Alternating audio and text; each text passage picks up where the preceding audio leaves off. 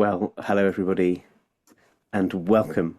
This is Lizzie and Justin, and we are here again for this very wonderful third space project called Turning Towards Life, and it's our 340 somethingth week. And we're coming into this conversation having had a right old kerfuffle trying to get our video live out into the world, but we think that might be happening, which is wonderful. And Lizzie, it's very fabulous to see you again. Good morning. And welcome to all of you who are with us. We're so pleased that so many of you join us from all over the world, some of you live when we managed to get the live video out, and many of you on YouTube and podcasts and on our Turning Towards Life website. And we have, as always, a source to begin our conversation this week, which wonderfully and brilliantly is written by you, Lizzie. Thank you so much. Thanks, Justin. As always, we're going to read and then see what happens. And I'm going to learn about what I'm trying to say, I think. I feel like this little something I've written is the beginning of something, and I don't know if I have many answers, but here we go. So it's called What If We Could Just Tell Each Other? Parts of us lie in quiet, sly shadows, publicly undiscernible, or so we believe. The truth is they are experienced by others, despite our internal dance to conceal them. When we commit to something and our actions say otherwise, they betray the facade we made to manage others' views of us. If we knew and accepted that we were visible, we'd know there would be no point in trying to hide. How people feel around us reveals so much of us. What if we could just tell each other? Instead of hiding in plain sight, we'd be open to anything anyone brought our way. Here I am, ready and willing to learn.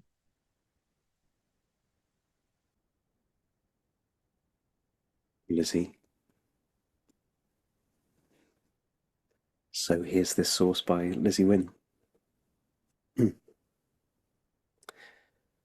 What if we could just tell each other? Parts of us lie in quiet, sly shadows, publicly undiscernible, or so we believe. The truth is, they are experienced by others despite our internal dance to conceal them.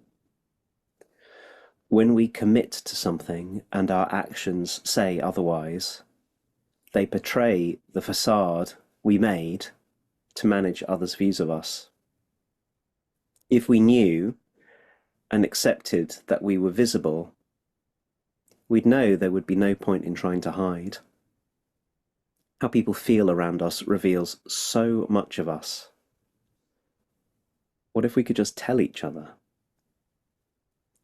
Instead of hiding in plain sight, we'd be open to anything anyone brought our way. Here I am, ready and willing to learn.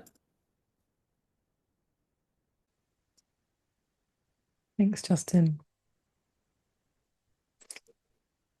So the image that just came to me as you were reading, Justin, was, when you were little, when I was little, and we'd have our hands over our eyes and think that no one could see us.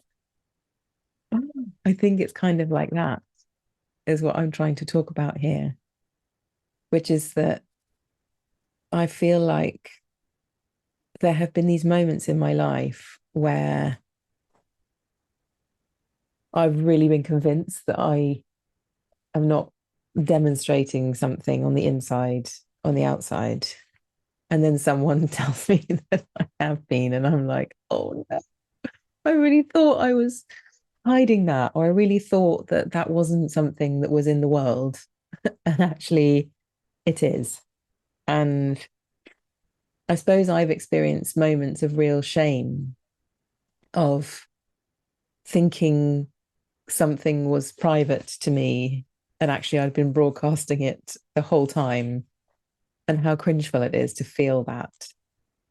And a moment just popped into my mind as well when I think my mother-in-law, my very lovely mother-in-law, said to me, well, you are a bit of a mess, aren't you?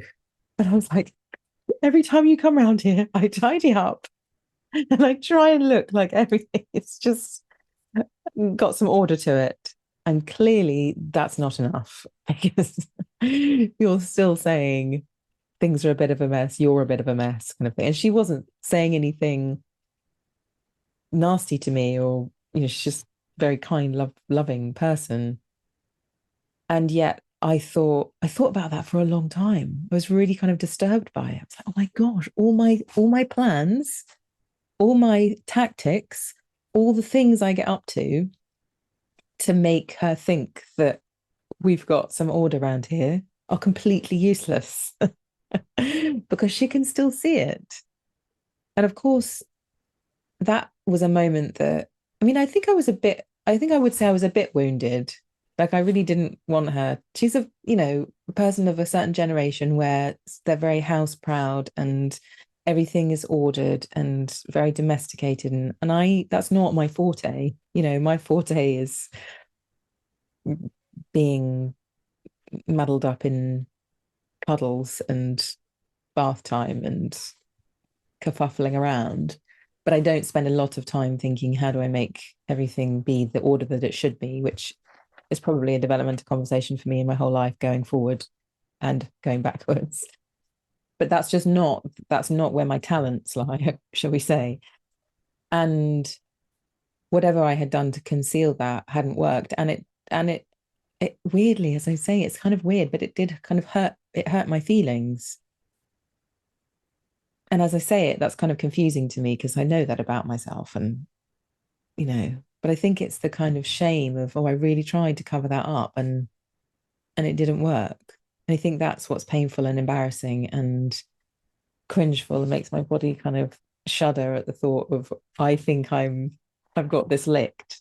And everyone's like, no, we can see. And you can't hide that. It's not hideable. So I think that's where this comes from, is the dissonance between the kind of inner experience of feeling something's really private and just mine, and the admission and the learning that actually we're broadcasting everything on the inside to the outside all the time, whether we like it or not, whatever we do to manage each other's image of us, something else is coming through much more strongly. But maybe alongside that, but then it also means people can see all my tactics as well. So anyway, I think it's just this feeling of exposure and, oh gosh, I'm visible. Even if I don't want to be, I am. There's so much in here, both in what you wrote, Lizzie, and what you just said. Mm. So I'm really with you on the sense that so much about ourselves that we think is secret, is private, is hidden, isn't, and it's out in the world, and it's public, and it's very public. And when I think about things with me, more often an example for me would be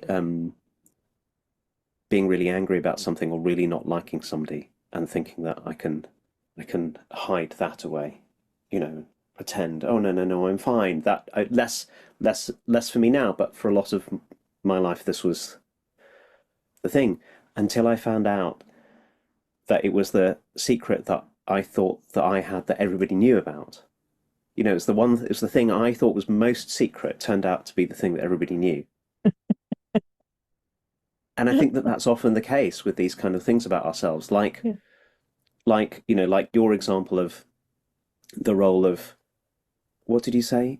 Chaos, did you say? Was that the word you Just used? being like Mess. messy. Mess, like Yeah. mess. Right, right. The sort of the place that mess plays, or me with anger, and we're both thinking nobody can, I'm really keeping the secret, nobody, but it turns out everybody knows. Um, and actually it's such a, in a way, it seems to me when we figure that out, it's a huge relief, Mm, because mm, I think part of the deal is, what I was thinking whilst you were talking about it, is one of the things that makes this so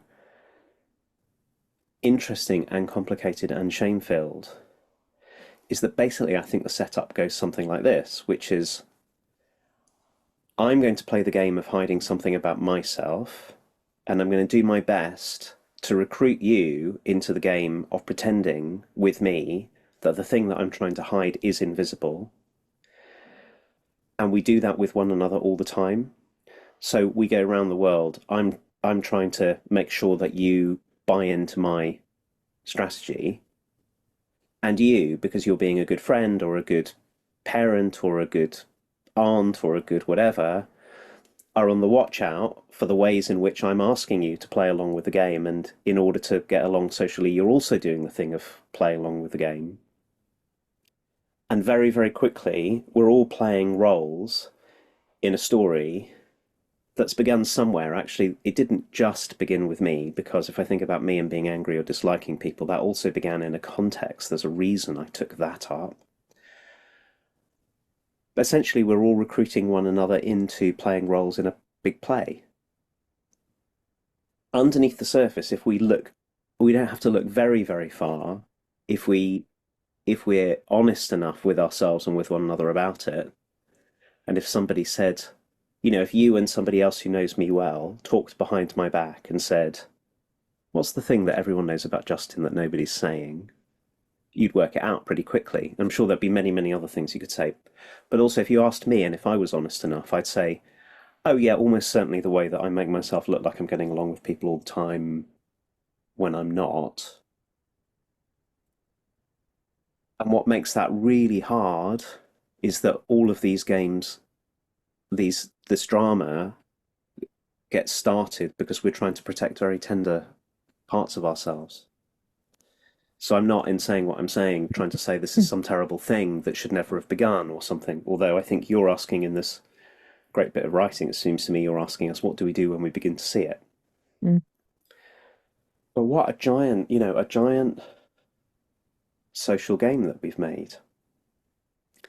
And if you're a sensitive person, which you are, you might in many circumstances feel the shame that I would feel if you said to me, oh, come on, Justin, just tell me you're really, really angry with me. And so not ask me, because you would feel the way that I would feel, ashamed or frightened or something, so you're not going to ask me. And I'm not going to tell you that I'm feeling that way, because to do so would reveal something tender and in me that I'm frightened about bringing into the world. And so we both play. And then now and again, somebody who is either a combination of courageous and generous, or frankly isn't paying attention to the dynamics of shame and tenderness, comes along and just says to us the thing that everybody can see. And then I think of all the times this has happened to me, I feel ashamed and exposed and terrified and collapsed and all this. And at the same time, it's also a bit of a relief that somebody can actually see the thing that I'm up to. And if it's kind, because it's somebody I know who loves me and who cares for me, we've actually got the chance to say to one another, I can see the thing. The thing that you think nobody can see, I can see it. But then we can love it in one another rather than join in the inner chorus of, this thing for me about historically never be angry, never be disappointed, never be whatever, was also such a matter of such I was so sure it was terrible to be angry with people, that it took somebody who wasn't going to join in this hiding in plain sight and say to me, I can see that you're really furious. Maybe that's okay. Maybe it's all right just to be as you are. We can really help one another out of this. But actually, I suppose what I'm reaching for is, isn't it amazing the way in which, in order to keep one another safe, we all play along willingly. We all recruit one another, and we all get recruited Yeah.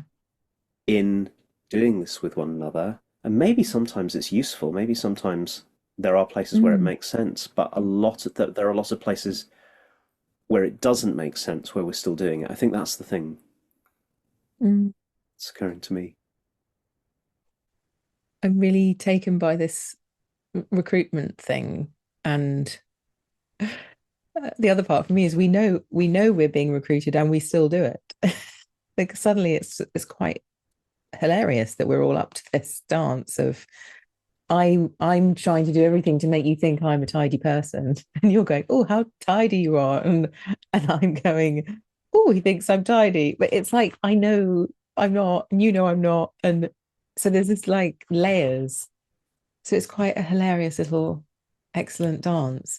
And the other thing you said that was so lovely was if we could love those parts. So if you could love the part of me that's trying to have you think that I'm tidy, it I can find a sweetness in that. Like I can find uh yeah, like a weird kind of counter to the fact that clearly somewhere along the line I've learned that the world thinks everyone should be tidy.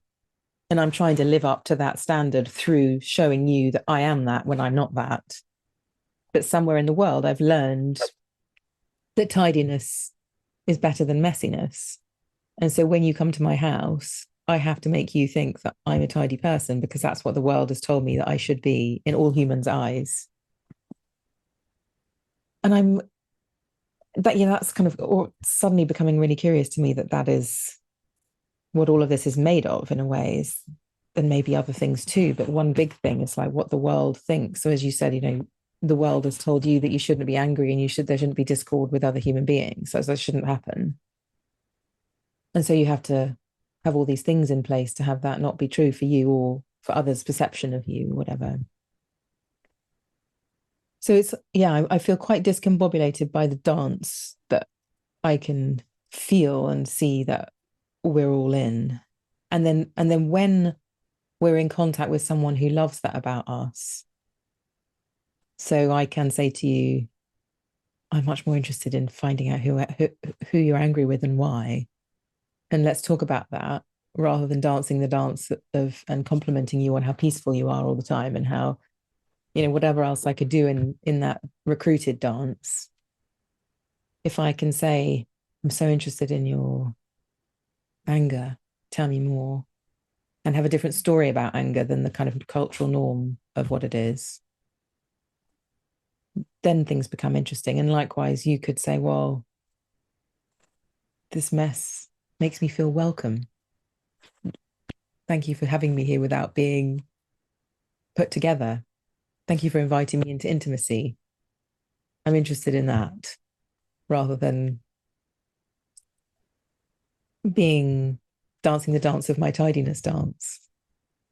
So I'm really loving this possible way of looking at one another where we can be in the conversation of acknowledging the dances that we're trying to orchestrate and relating to them differently, because then what's underneath or what's real can be right here with us. And I suppose this is my partly this came out of like a fantasy world that I've created in my mind where everyone tells each other the truth with love and straightforwardness and warmth and humor.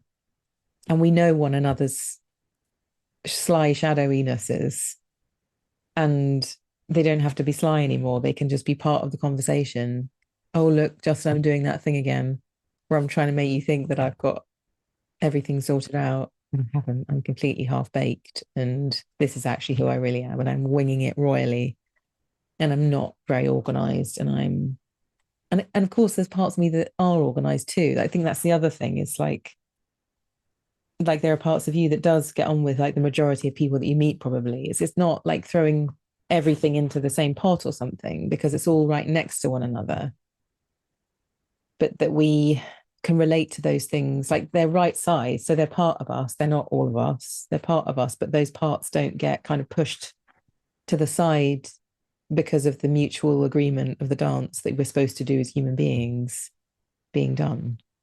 So this is my fantasy, that we are in relationships with humans where all of this truth that's underneath that maybe isn't socially acceptable or something gets to be alive, gets to have life running through it rather than it being in a dark, dank kind of cave that never gets to be seen and yet runs the show. I think that's the other thing is that while it's sly and in the shadows, it has such power.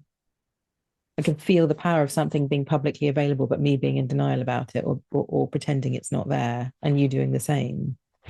And actually, also, when you were speaking, Justin, I could feel that when, like in relationship, if there's a lot in the shadows and it's not being brought forth in some way,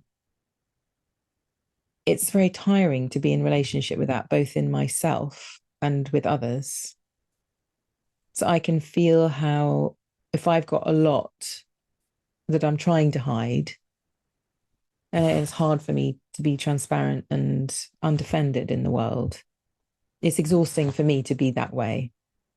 And then, as you said, like I feel like I'm a sensitive person. Like I can feel lots of things. And if I'm with someone where there's a lot going on, but it's not really being said or revealed in some way, I find that really exhausting to be within another too.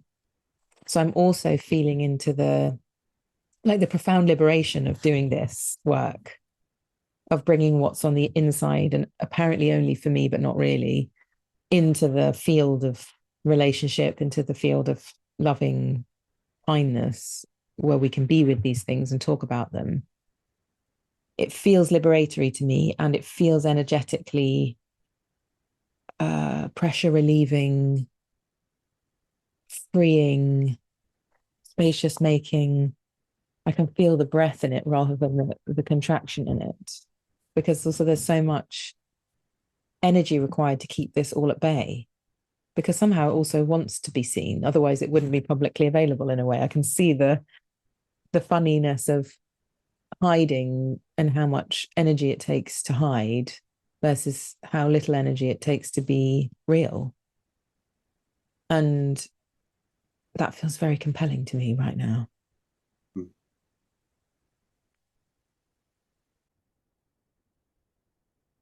Well,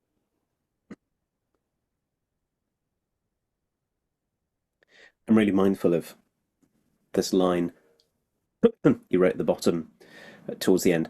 How people feel around us Mm. reveals so much of us.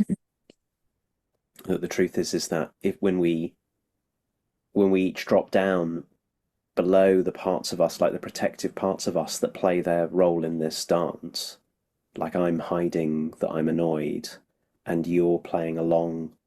You've got a protector part that doesn't want to shame me or feel ashamed yourself for shaming me, so you're playing along with the, like, you can feel, if you were to really drop down, you'd feel how cross I am. You've been a person like this for me, because that's the kind of relationship we have. I mean, the kind of person who'll tell me, not the kind of person who'll go along with it. We can, where if we drop down, we can often feel it.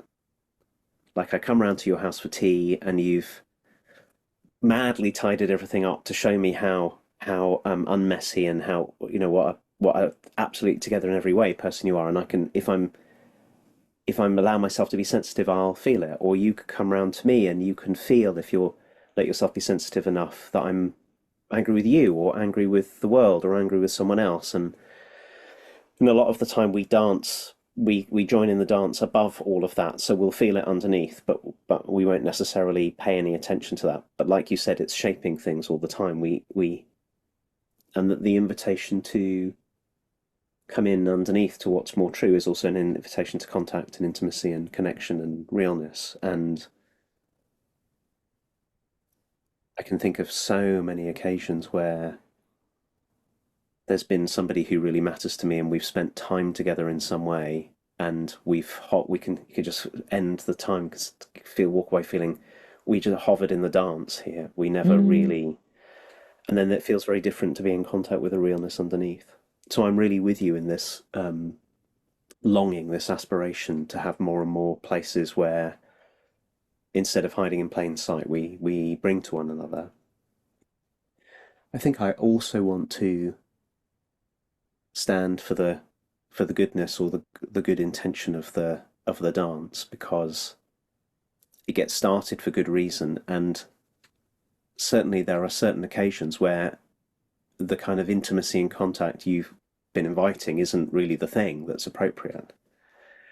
So it seems to me it's like a proper polarity, where we've got sort of dancing and hiding on the one hand, and getting more and more real on the other hand. And I think that the difficulty that we have is that for many of us in our culture, we learn the dancing and hiding really well, and we don't have very many places where we can get more and more real. It's safe to get more and more real and in contact with the thing that's going on.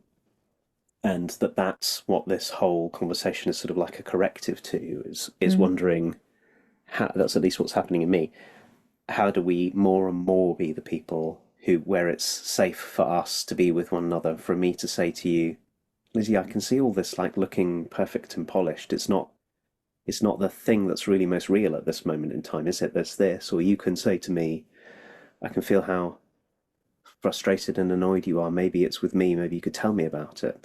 That brings us into realness and aliveness. But we have to really be prepared to be incredibly loving to do this. We have to be loving with one another, and we have to be loving with ourselves to make it safe for, like in me, for the part that I've had to do a lot of creating safety in myself to allow that which gets angry in me to get expressed. And often anger has a very important role. Cuts through things, it challenges when important values are being transgressed, it stands for principles, it's ethical, often anger in me, in a way that's getting along with people sometimes isn't. Um, so I've had to do a lot of taking care of all the frightened parts in me so that the parts that get angry also have a place. And I've also needed to be around people who would make it safe enough and welcome enough and who could stay and who could still stay when I stopped playing the game of looking calm and agreeable. And that's so there's things that helps for us to learn to do for ourselves to do what this vision that you're asking of us, sort of inviting, and then there's things that we need to do with one another. We need to be able to do for one another. And the thing that I know doesn't help is me judging you because I can see that you've got some game going on, is judging you for being someone who's playing a game and hiding something and wanting to shame you out of it. Somehow proving that the very reason you were playing this game was the right reason to play the game. Like I could try and do that, but that would be deeply, deeply cruel and incredibly unhelpful, and it's never going to get us anywhere. Um, so that's I feel like there's like with many of the things that we talk about and many of the things that you've written, there's so many days of conversation to go to happen, which we won't do now. Just starting to open the question: who do we have to be for ourselves, and who do we have to be for one another? That we would just tell one another what's going on. Yeah, it's quite what I know about the relationships in my life that have become the ones where we can just tell each other is that it feels like, I think even in the safest places in my life, it still feels like jeopardy. Like it's not, even when it's very loving, like you say, it's still filled with like, can I tell the truth? Like I just don't think the world is like, or certainly my family system wasn't one where the truth being told was just breezy and easy. And so I know that there has to be proper safety and security for me to bring these places that I try and have other people not see. And of course, it's a path. And so over the years, it's like more of me gets to be here and less of me is hiding. And the way that it can come forth is, as you say, is safety, is people who, like me being willing to take risks, but also people who don't turn their backs or close their eyes or wince or just run in the opposite direction or something. And the other thing as well, Justin, I think it's another example for me of how we're not separate from one another. So, me saying and having the courage and having the faith and safety in myself to say, this is what's going on underneath, or this is one of my shadowy things that I have, is such a relief for other people because then they know that I'm safe because and then they can do the same thing.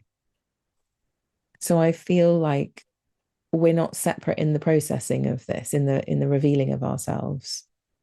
And it's one of the reasons why I love any kind of group work, because that phenomena I think is completely multiplied, like exponentially, if I can be in a group of people who are all up to the same kind of healing, revealing, bringing ourselves to life more fully practices, if I can be in that space and let this kind of openness come forth, and or someone else in the group does it, it gives the chance for anyone to do it.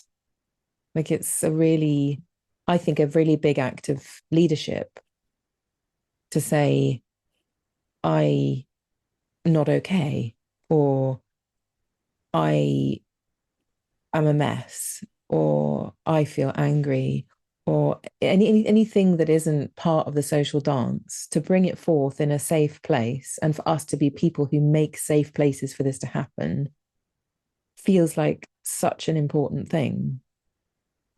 And then the gift can be given in multiple directions.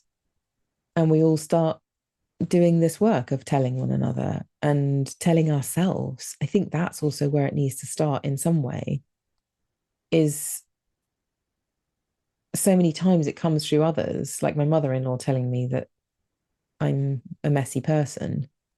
And then me having to kind of swallow that and be traumatized in myself about it and work on it and whatever.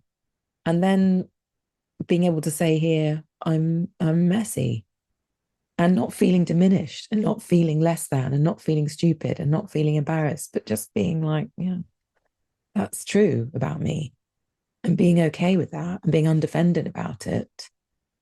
It's a very different life to be able to say, yes, that's who I am and that's what I'm being like. And maybe it will change one day. Who knows? Maybe I want to change it and maybe it can't, or whatever. Just being straightforward with myself, I think, is a really important start to this whole thing. And I want to thank this space, Justin, for being straightforward, and thank our community of listening people, the energy of which allows us to reveal ourselves here and be true and honest and not polished. And in a way, that was kind of part of the initial creation of this, is that we wouldn't be polished, we wouldn't be edited, we wouldn't check it all, would be fine, we would be alive and see what came. And I'm really grateful for the space, as ever, as each week I am. And thank you to everybody for listening and for us being like this with one another, Justin. It feels very, very important and good. I'm really grateful. And as always, there's many things to say about this that we didn't say. And it's one of those lovely tensions that has to live in us forever. But we'll be back next week, everybody, with another source chosen by Justin next time. And we really hope you'll join us. Thanks, everyone. Bye-bye.